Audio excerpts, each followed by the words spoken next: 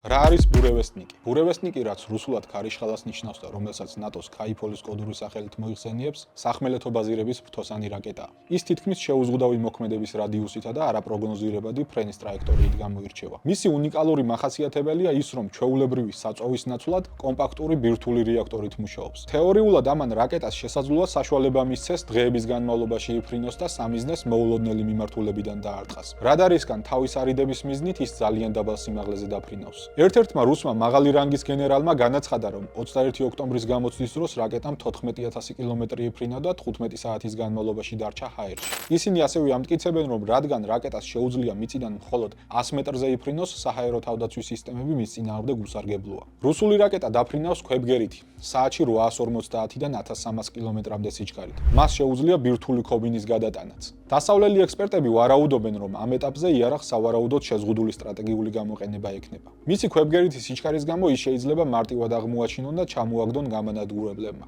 ეს კონცეფცია მთლად ახალი არ არის. შეერთებული შტატები მსგავსი სისტემის შექმნას ჯერ კიდევ 1950-ან 60-იან წლებში ცდილობდა, მაგრამ უარი თქვა მასზე, რადგან არაპრაქტიკულად მიიჩნია. ამასთან ის ჰაერში რადიოაქტიური იზოტოპების კვალს დატოვებდა.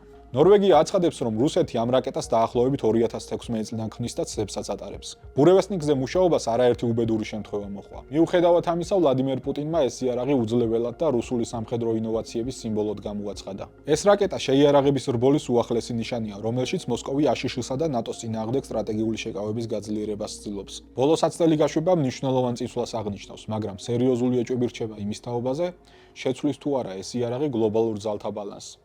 თუ უბრალოდ ახალ რაკეტებს შემატებს ისედაც დაძაბულ ბირთვულ მოცემულობას. თქვენ როგორ ფიქრობთ? გაგვიზიარეთ მოსაზრებები კომენტარებში.